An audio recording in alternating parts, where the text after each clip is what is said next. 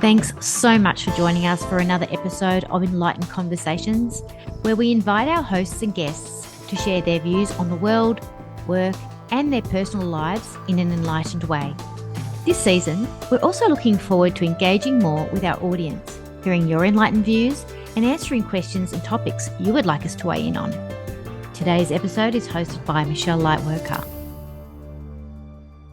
Hey everybody, it's Michelle Lightworker here and welcome to Enlightened Conversations. I have a beautiful guest with me today, Genine Howard, who is stunningly going to share with us insight on the Empress Codes and all things juicy on empressing. Welcome, Genine. Thank you so much, Michelle. And we are going to dive into it. But before I do, just for those of you who don't know Genine, I'll give you a brief introduction now. Obviously, we have a being of light with a lot of bringing a lot of wisdom through, but just a little snapshot for Genine. Genine is also known as Alar-Mia, and she's a former magazine editor and publisher who now works with revolutionary women who are ready to receive and embody the Empress Codes so that they can unleash, I love that word, their soul-aligned legacy, empire, and impact. So welcome, Alar-Mia. So interesting, at this stage, we're in January 2023 when this is being recorded. If we had spoken, 2 months ago, you wouldn't be calling me Alar-Mia. I would probably think you were a little bit bananas if you did. And so there's a whole story around that. And the evolution, I feel, that each of us are going through at the moment and unleashing, as the word I used before, of like who we truly are. And it's miles away from who we thought we were back in the day. We can also talk about, who I was back in the day and when we first connected and all of those things as well today. Love to. I think it's just testament to how far we've all come and how far I've come as well. Oh my God, yes. And I'm getting tingles as you're sharing all that because it's like I keep hearing the word permission, and it's like we're giving ourselves permission to unleash, and if we've got any limitations around that, then hopefully this podcast will give people permission to unleash that little bit more into who they are. Beautiful. Sounds perfect. Let's do this. Let's do it. So your journey has been a 180 degrees from CEO at Profile Magazine. You've done lots of other things, but now you've really stepped into your guiding leaders, basically with revolutionary women to unleash. Tell me a bit about the journey. Yeah. And so for many people who knew me back in the day, and I was a typical magazine publisher and editor, and we laughingly, with my team and I laughingly were like, "You like the woman from Devil Wears Prada?" There's like a force to reckon with and all of the things. And I remember even staff members were sometimes a little bit intimidated or scared by me, and that was just that egoic presence that I had. It served me well at the time. I have absolutely no shame judgment around it anymore. Mm-hmm. However, thinking about who I was back in running magazine empires was on the surface being a very powerful woman, underneath being a scared little girl. And so it came with a lot of stress. It came with a lot of pressure. It came with a lot of responsibility. And so that then triggered a lot of my egoic side of things, of having to control and to micromanage and make sure everything happened. And when you think about all of those energies, that is a very masculine energy, an unhealed masculine energy. And so who I was back then is very different to who I am now. And that back then I felt I didn't even know who I was. Right. So I actually wasn't able to tap into like, who actually am I? Like, what is actually my desires in the world? And a lot of my desires were perceptions and paradigms of who I thought the world wanted me to be. Yeah. And that was, to be famous and to show up everywhere. And, I went to every single networking event. I, had a book as well back in those days. And all of that was from a very different place than what it is today. Again, no shame, judgment, etc. But what that resulted in for my body, my relationships, was that it was challenging. You know, back in those days, I thought I didn't want to have a family. And then when I decided I did want to have a family, we couldn't. You know, we had a lot of miscarriages along the way. I look back now and my relationship had a lot of cracks and fissures in it that I didn't realize. You know, imagine my poor husband being with such an A-type controlling woman. Again, I take no shame or judgment against myself for that. It's just who I was at the time. And so the process from back in those days to who I am now has actually been an unraveling, like a unleashing and unlocking and, you know, an undoing of all of the perceptions and paradigms I had about who I needed to be, but also other people's perceptions and paradigms of who I thought they thought that I needed to be, if that makes sense. Absolutely. Yes. Yes. And as you've done that, it's sort of like the visual I'm getting is as you've unlayered and de-layered those beliefs, old paradigms, old beliefs, and it's like an unveiling, you know. So it's like you've gotten to more and more and more and more and more of your essence, and for me it feels like this is not about anybody else. This is about myself and who connecting back to that place. But in that there's also a role modeling for others to be able to do the same thing. So I mean, I'm just, correct me if I'm wrong, but that's what I'm getting as you're sharing with me. Yeah, definitely. You know, you think about how many women are still and have been like me in that that old version of me, you know, in the masculine and trying to just hold on to control for dear life, right?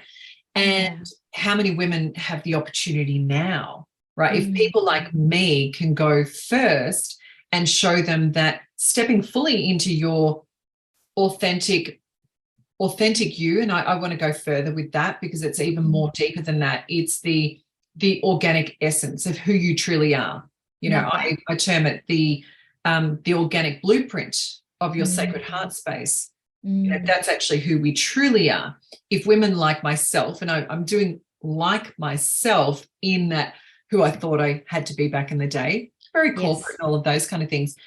You know, I'm not the typical unicorns, purple rainbows and all of that kind of thing that we categorize someone who's deeply spiritual like we would have in the past. And so I can still be a confident, powerful woman and a leader and be deeply spiritual and be deeply connected to the organic essence of who I truly am. And so I think we're coming into a world where we need more women like myself to really step up and be leaders and show that by unveiling who we truly are is our greatest strength.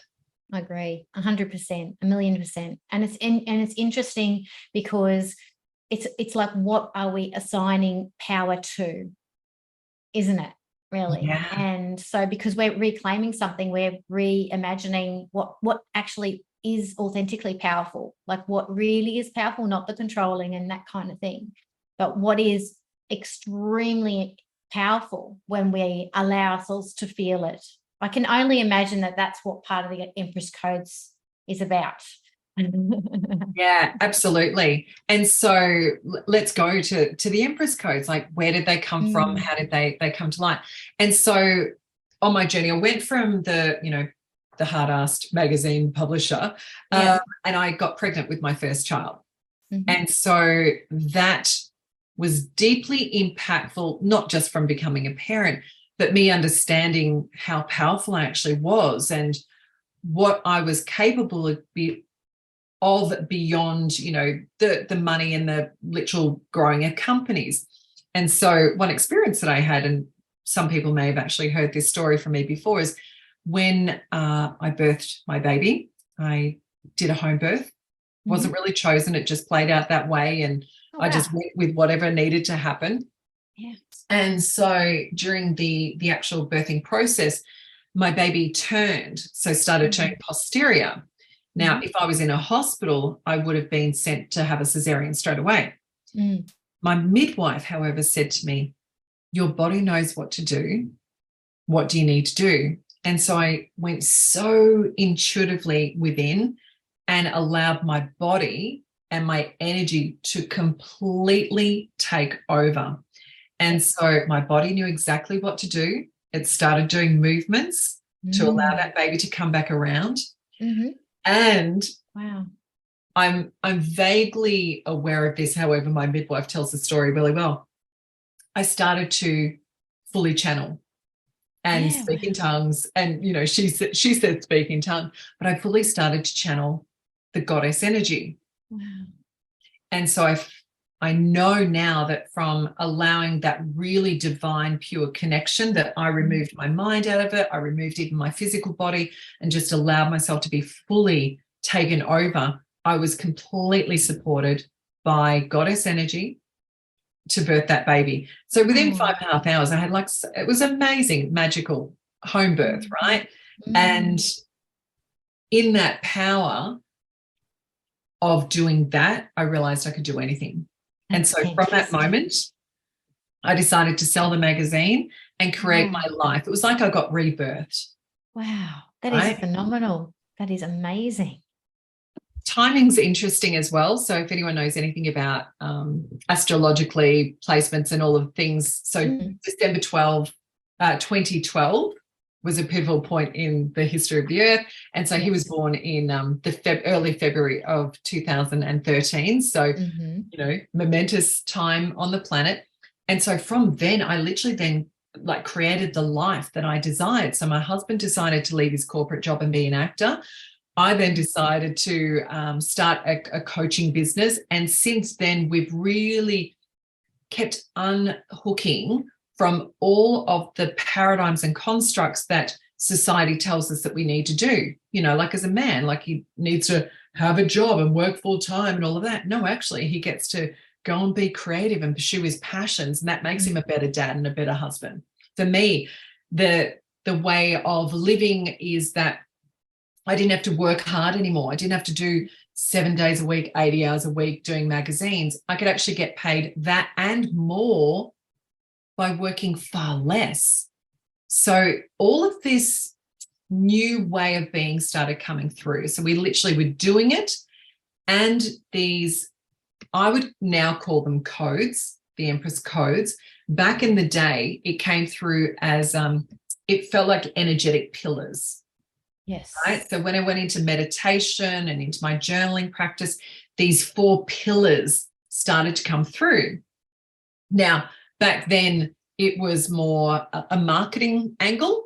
So the words were abundance, style, ease, and grace. And so on any future magazines I had, those were the code words to go in it. There was, you know, topics surrounding each of those. And then as time progressed on, and again, I unhooked more and more from that, you know, old matrix, I realized these were energetic codes, new ways of being, new paradigms for us to be bringing out to the world. And even today, like as I can go in deeper and deeper, and there's sacred geometry and there's equations, and it's deeply, deeply energetic.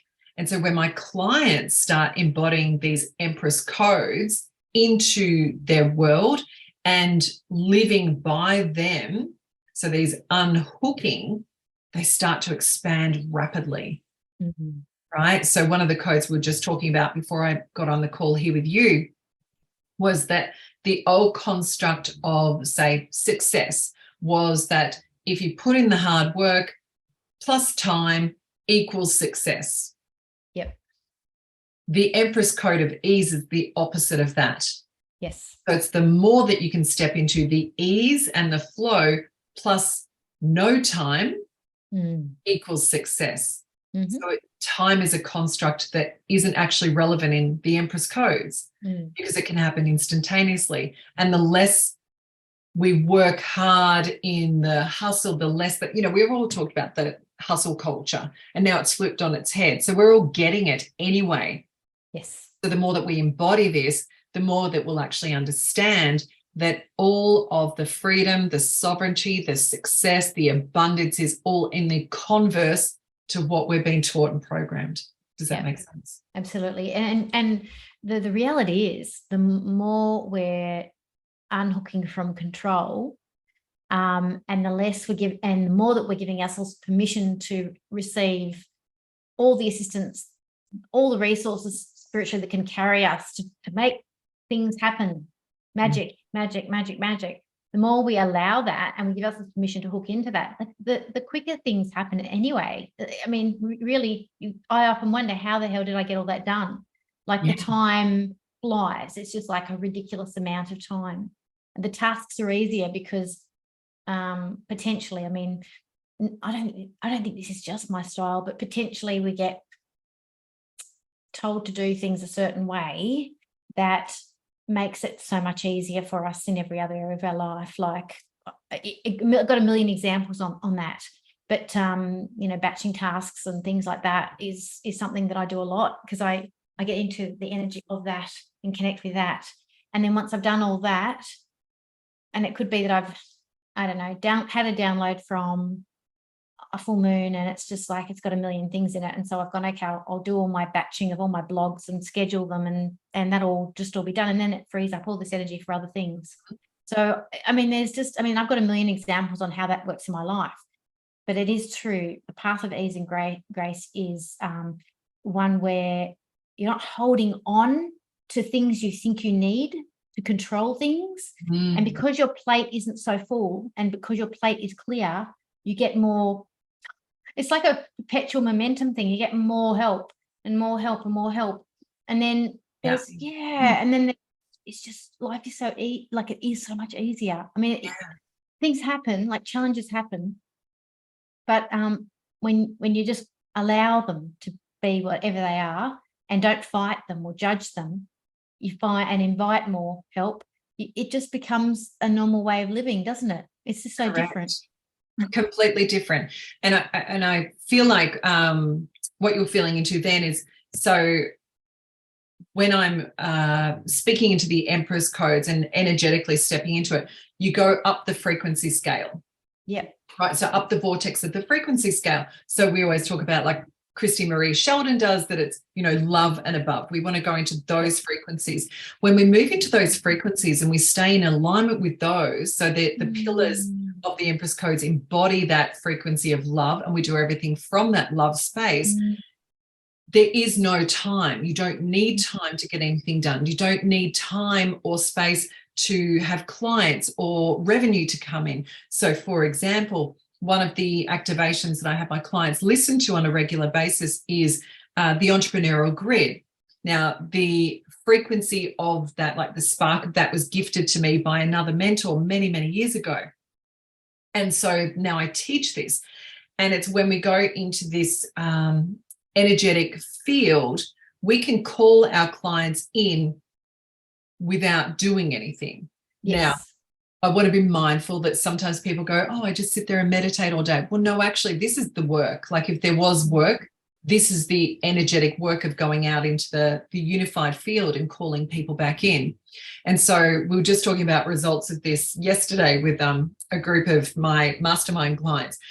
One brought in a 20K client pay in full within an hour of doing the grid. Someone she'd never met before. Someone else said, I had 2 clients who paid me $3,900 drop out of the sky in the last couple of days from doing it. So this is the magical place that we get to play in, right? We get to be so powerful.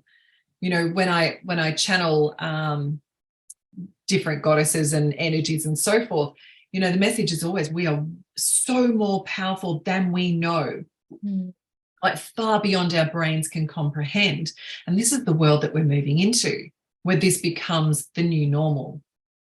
I love it. And with the name, tell me more about the change to Alar-Mia, or the embracing of that, I should say. Yeah. And so this is another unhooking journey that I had to go through. So I was called to have a session with a galactic Akashic record session with someone. And I personally have been playing in the Akashic realm for many, many years, and then didn't even know that there was a galactic Akashic record, like a whole other higher dimensions. So technically, if there was a technical for it, it's going into the 24th dimension and retrieving information there from your galactic being.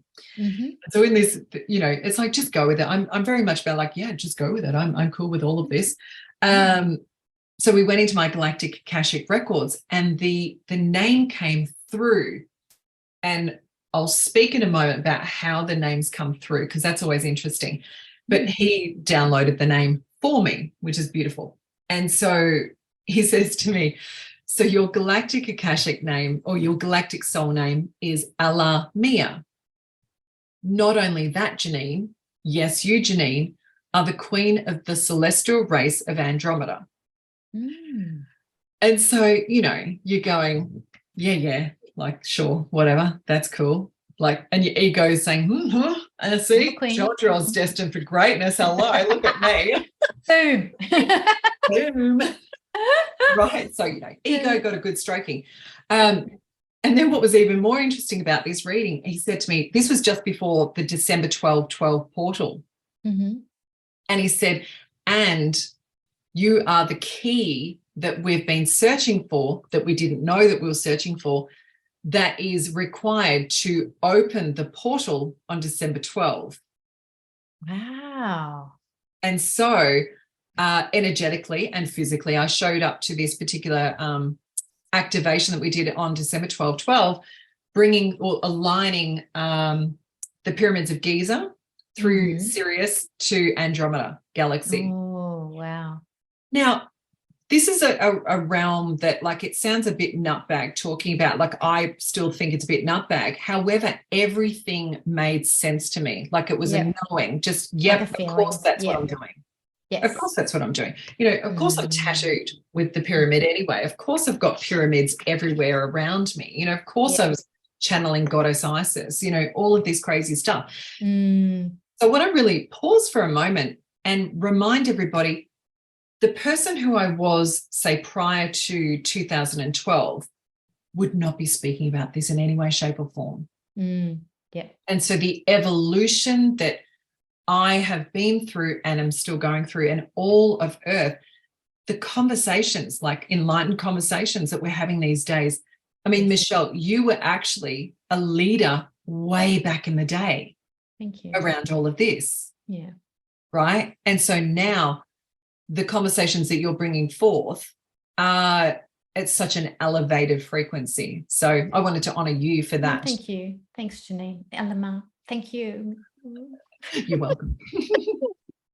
And our ego's like that too, and that's okay as well. I know. Yeah, and I think it's good because anything's possible. It gives people hope. Like, I mean,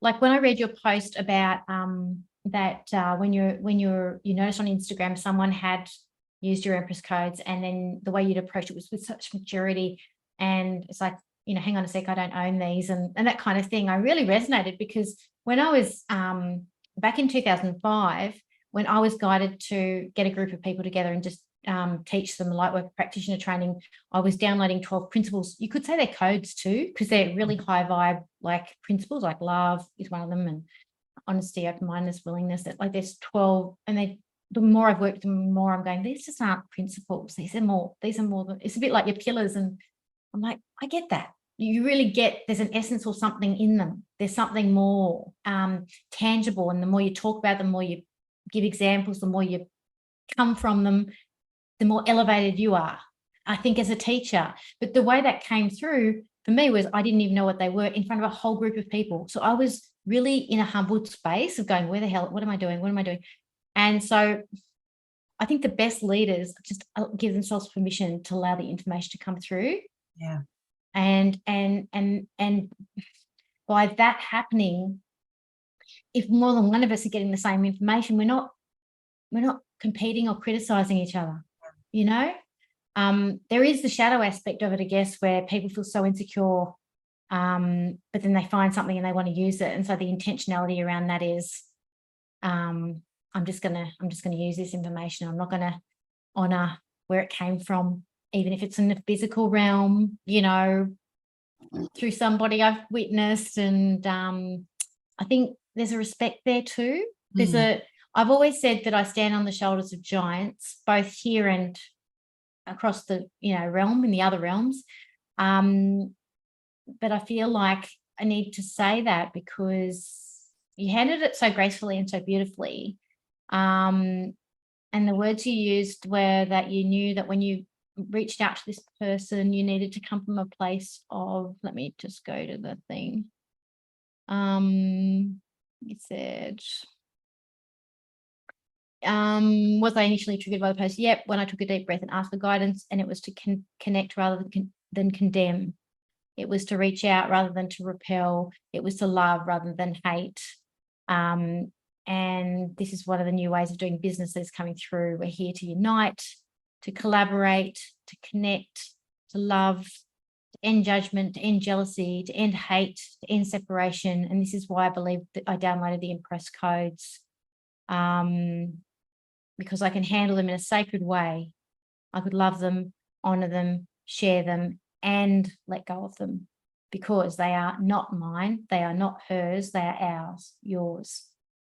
You are being called to let go of all attachments to who you think you are, what you think is yours, and open up to the codes, activations, and messages that are wanting to be expressed to all of us right now. I've just absolutely loved it. Like when I read it, I just went, this is so extraordinarily true. It's beyond, because, we've both had a publishing background, right? It's beyond copyright, it's beyond it, but there's still a respect and an integrity that when you're in this business, you still honor each other. Yeah. Mm-hmm. And I think that when you set that example of how to lead from that framework, it's so powerful. It's beyond the, like you said, the programming of, oh, well, these are the laws and these are the, it's beyond that. Thank you.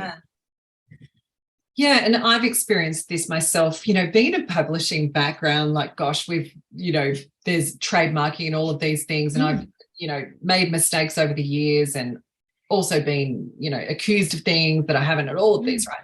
And so my old self was triggered initially just for that moment. And I honor that too. Like, it's okay that I got triggered. And then it's interesting when you read that back, I don't remember writing that because obviously it wasn't coming through, right? Brain. This is a channel. So when I allow myself to be a vessel for the message, which, by the way, I want to clarify something too, because sometimes we think it's external to us. It's actually not external.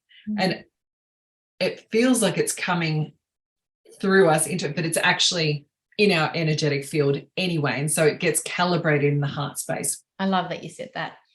Yeah. So, because sometimes people can still externalize, oh, tell me what to do. You actually already know. It's within you. It's just your energetic field. And this is what I believe is the things like the Empress Codes. For me, I could have literally trademarked it with a TM sign and gone to town and sent a letter, cease and desist and all of that. She never looked at my stuff, right? We actually connected. We had a great conversation afterwards, right? And I asked, where did you come? She said, I had a session and these codes came through and I was and I was like, oh my God. So this is the thing. How expansive and exciting is this, that she's also been given to be a keeper of the Empress Codes. I'm just one of the keepers of the Empress Codes. We have been chosen because we can handle the integrity and sacredness of this. And so the more that I can connect with those people, I believe we have work to do together. Wow, that is so awesome. Like the connectedness, the web of that, the energetic alignment, the grid of that is so magical and powerful. And it takes sometimes a lot of work for us to get out of all of the constructs of the ego that would bring it into smallness and go, well, how can this be more expansive? Yes. And so I think that if I can be one guiding light for someone else to ease themselves into letting go of any downloads that they've had, anything that they've trademarked and copyrighted, that's a separation, right? It's not yours, it's ours. We are all actually energetically connected. And so the more that we can just ease off that, the less that we have an us and a them, mine, yours. Yeah. That polarity, and actually bring into harmony. I agree 100%. And the reality is that the more grown up we are spiritually, the more adulting we do in our spirituality, the more we are able to play with others.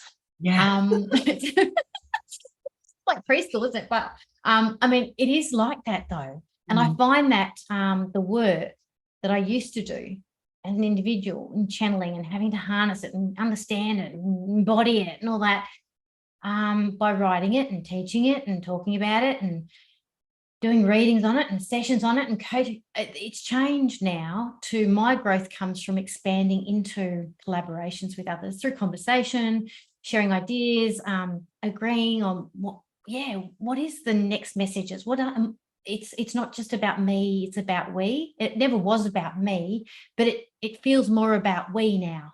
Yeah. It does. This new adulting, this playing with others, non-competition, celebrating more when I see somebody come up with something unique and a unique way that captures people's attention and just going fabulous, yes. Yeah. And I can understand what they're saying because I said it this way and they're saying it that way, and it's going to reach even more people. And I didn't do that. And I don't feel bad about that because I feel good about the fact that they're unique. It's like that, self-owning it in their own unique expression. They've come through with all their experiences from how many lifetimes and this one, and being able to use all those skills and talents to express it. And I just think it's more about that now. Yeah. And if I could put it a different way, please. They also help to ground that, it's instead of the leadership being vertical, as in someone at the top that we used to do, which is guru-izing. Yes. Right? Oh, they know more. They're the wisdom keepers. They're the different ones, etc. And then, I'm a lower down version. The more that we turn it into horizontal leadership. Yes. And so when we move everything into the horizontal plane, that's balance and harmony. Whereas if we keep, even wealth, if it's with the 1%, right, at the top, it's still separation. Whereas if we bring everything onto the horizontal plane, then it's wealth across all, knowledge across all. And so the more that we can see everything that's brilliant about another, the more that we make it our own. So what you were saying then is like, say, sometimes we'll look on social media and we'll see someone else and they're doing like so amazing. And, we look at them and go, oh my God, I'm not as good as you. However, whereas if we actually fully revere them exactly where they are, the wholeness of them without making it about ourselves in any way, shape or form, the more that we step into that frequency as well. Yeah, I love that. That's awesome. And you said that so beautifully. I've got a memory of, people sharing things that I relate to and thinking, oh, who am I to just invite them in on an enlightened conversation in front of everybody? But then I'm like, why hide it? Why hide the fact that you loved that so much? You want to share it. You want it to be part of your learning at a deeper level. Because I think when I hop on an enlightened conversation, what I'm really doing is saying, can we hang out and can we talk about stuff that if we were going to hang out anyway, we wish we'd hit the record button. Yeah, yeah. How many of those conversations have you had where you go, oh my God, everybody needs to hear this. And that's kind of, now I'm using it more from a platform of, oh, I love you that you said that. I want to celebrate you, and that's where this enlightened conversations comes from at the moment, from my essence. It's about that yearning to want to, I feel a bit teary, but that yearning to want to connect with people who are saying important things that need to be heard, and to be in the space of that, and to have that also shared with everybody else, not just myself, you know. So thank you. Thank you. No, she's running. What you know, like the emotions behind that is because it's your truth. And a lot of us been so disconnected from our truth for such a long time that we don't know how to tap into that.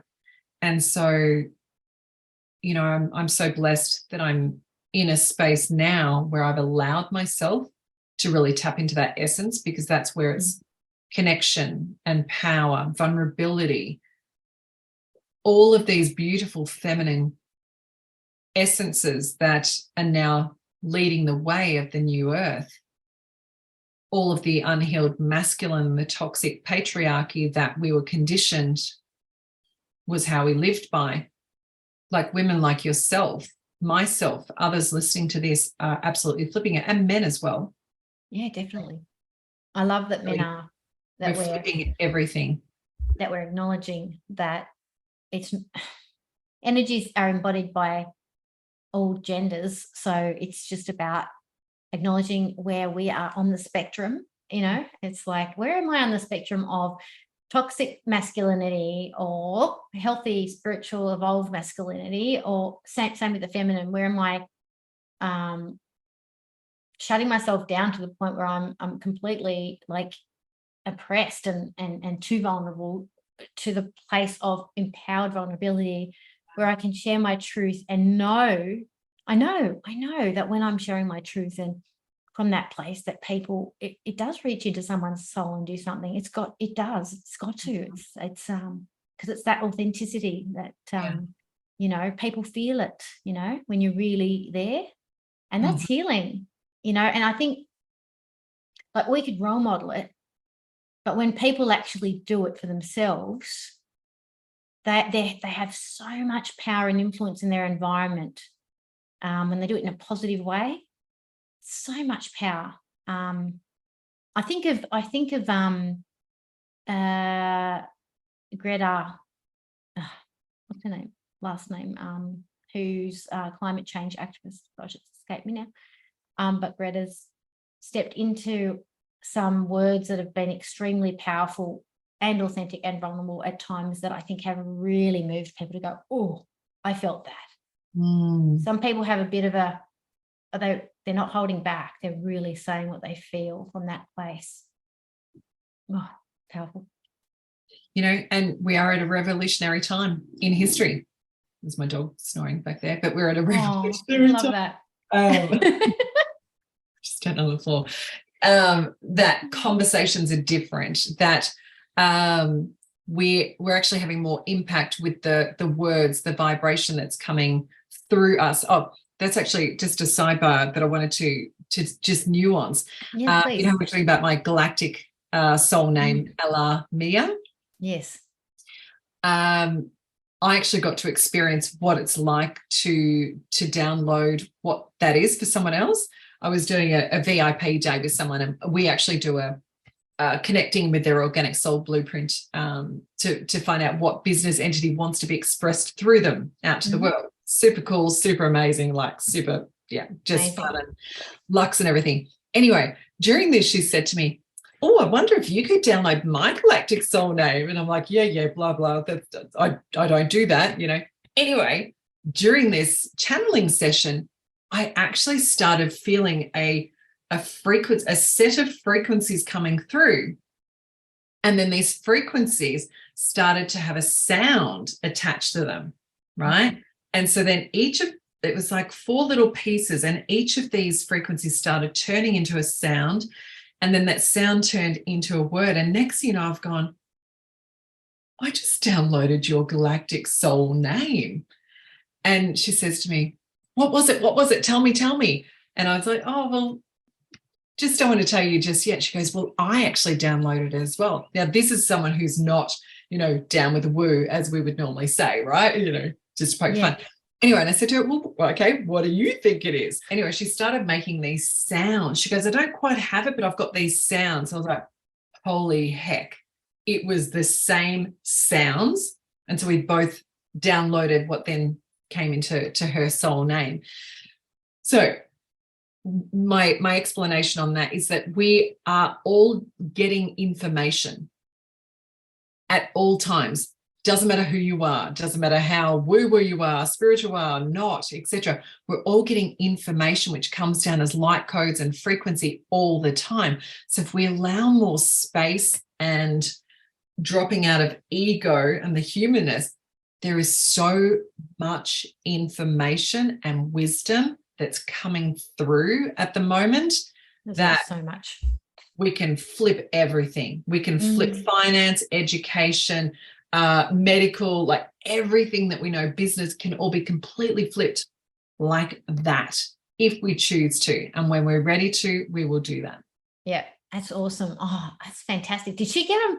Did she get them through at the same time you were getting them, or did she get them before she saw you? What was that?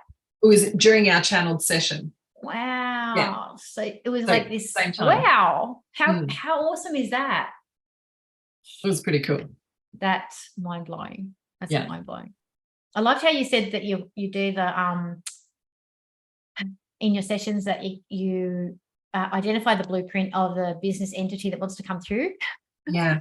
Because I've always said, like, in business or anything, when we're doing the business, we're sort of like the custodians of the entity, because it's its own thing. Once we birth it, it starts to do it's an entity of itself, really. Yeah. And it's about us being able to hold space for this business and bring out the best that this business has to offer and not block the business. And, you know, it is a relationship. So, but you have to identify what that blueprint is, really, so you can understand what you're dealing with, right? Correct. So I always say it's the triad, right? So one part of the equation is our organic blueprint of our sacred heart space. So that's really like our soul. Like, what does our soul have for us, right? And our soul's been here for lifetime, multi-dimensional, all the things, right? Yeah. And then in this time-space reality on, say, planet Earth, there is a business entity or a book or an idea or a poem or a song, right, that wants to come through us. It's not us. It gets channeled through us. It wants to be expressed through our physical body.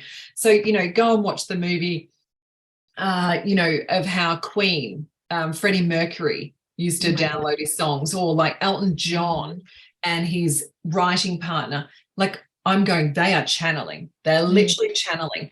And so a really good example of this is Elizabeth Gilbert, who wrote Eat, Pray, Love and Big Magic. And she spoke in the book Big Magic how she had the idea for a novel, and it was about the Amazon and something was going on, right? And so the idea came through and she tried to write it, but didn't really give it the time or space that it required. So she pretty much gave up. And she went and had lunch with a beautiful co-author of hers that she knows. And this other lady said, oh, I've just finished my book. It's about the Amazon and it was exactly the same storyline. And it showed her that she didn't own the story. It wanted to be expressed through her. However, for want of circumstances, she wasn't in the right place, right time. So it went to someone else.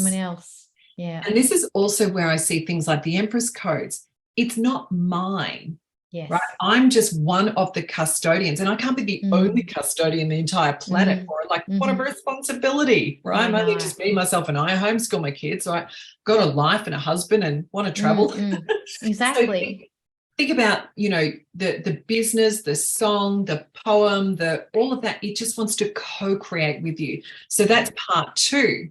And then I believe part 3 is the embodiment side of things. For us to be able to hold and express through that business entity or the song or the book, whatever it is, that's where we need to have the embodiment piece. And that's what I call the Empress Codes. So it's not about ego. It's not about our human body. It's allowing it to be expressed through. And that's why the triangle is so sacred and important. Wow, that's very powerful. Oh, thank you. I'm just taking that in. That's really awesome. And yeah, well, I changed my name back in 2005 to Michelle Lightworker because I felt that was my spiritual name. I was actually guided to. And I felt it was like, I kind of look at the name now and go, it's a bit wanky, like insofar as, oh, it's so woo-woo, so light worker. But then I'm like, but hang on, you got to have reverence for the time that it was given to me. It was given to me at a time where it wasn't really being used. It was something that I felt like, I was making light work of it. It was literally a light work. I'm making light work of life, making light work of everything. And the way these, I didn't even know what channeling was, the way these things came through were channeled, but it was making light work of me having to think of things, and I just did it. And so I really owned it, and I don't regret it, because for whatever reason, I do believe there's a lot of power in that name. I really do. Like, yeah, I really believe that it's about working with light and vibration, and that it does make light work of life. So I'm very, it is a powerful word and name. So I probably have another name, like another dimension name. Maybe I'll ask that one.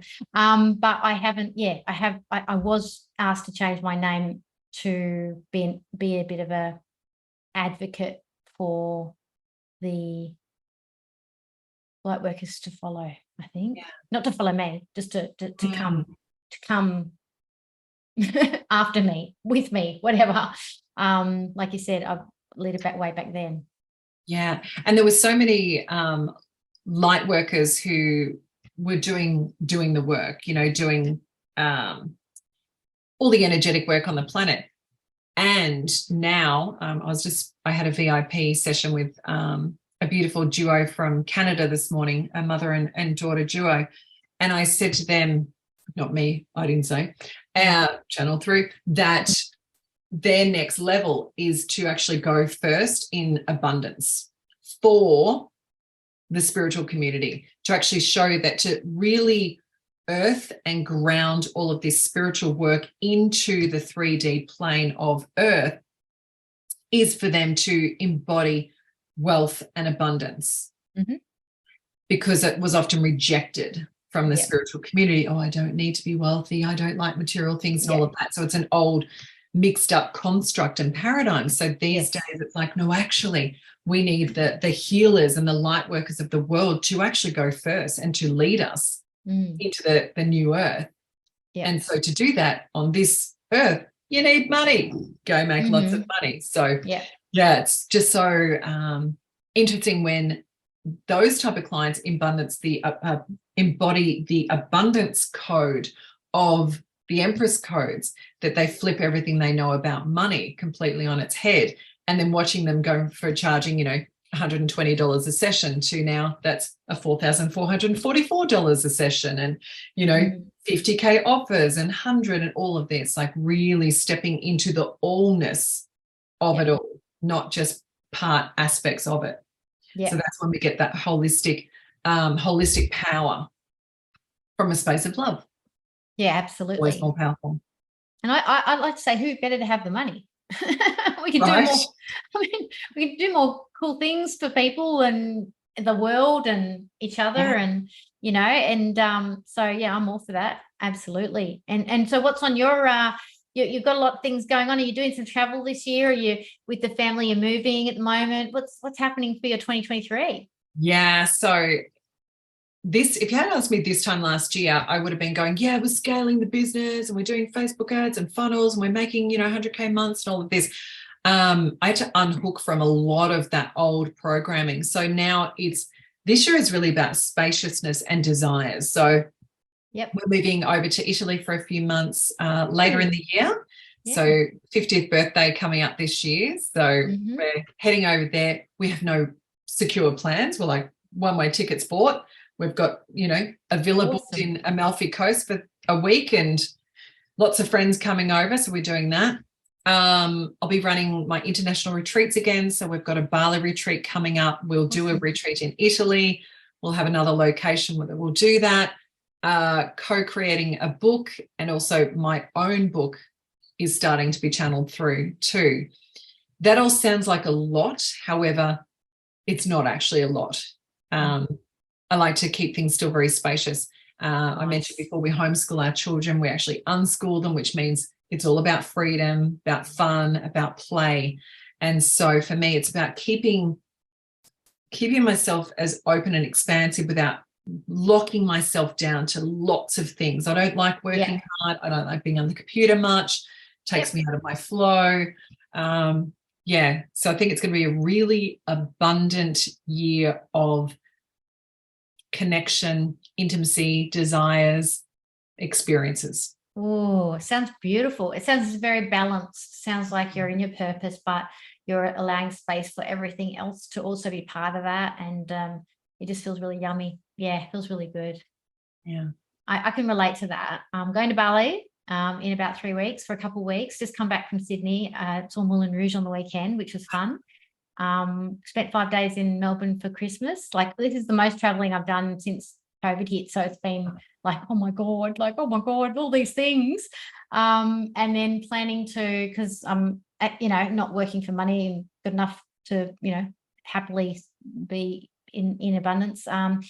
I consider myself retired, so this is my hobby, but it's like spiritual assignments don't cease. So I'm always open to what's the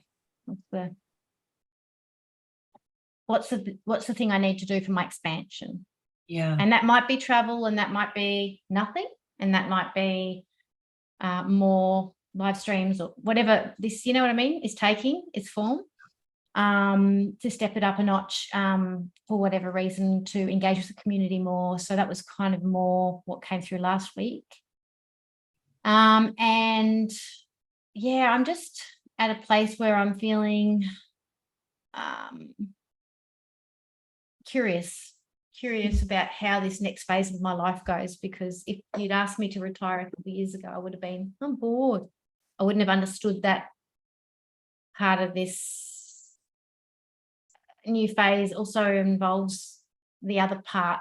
Its own entity as well, post business operating. Oh, and I'm also winding down Lightworker practitioner training. Final enrollments will be finishing on the 30th of June, and that's been a 18-year journey that's been out there. So not being liberated from it, just allowing it to run its course. I feel one of the things I've always said to my students has been, I do it this, I've shown you it this way, but go forth and do it your way. Take those, and if it's in the same form, fine, but I don't mind, whatever. But I feel like there comes a time where whatever work we're giving or whatever works come through us, it could be true and it could be real, but also has to kind of keep up with everything. You know what I mean? Like, keep up with the times, keep up with the new energies. It's almost like if I was going to rewrite or rebirth or redo like with practitioner training at this time, it might take on a completely whole new form. There's just so much that has changed technologically and everything. So for me, it's more like I'm letting it go and to see where it arises. I don't know exactly how that works, but I'm just at peace, 1,000,000% at peace with that. So that's a big thing happening for me this year. But what I'm really looking forward to, because when I don't know about you, Genine, but when I'm traveling around, I'm like, there's stories all around me, and I plug into the stories, whether it's from rocks, trees, people, art, places.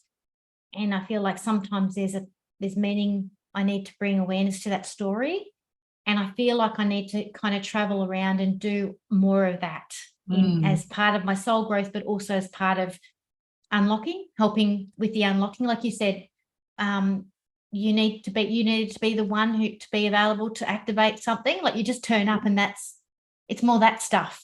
Hard to explain to people who don't get it, so I hope you get it. Yeah, totally. And how I would put that, there's a lot of energetic portals that want to be opened up. Absolutely. On the planet.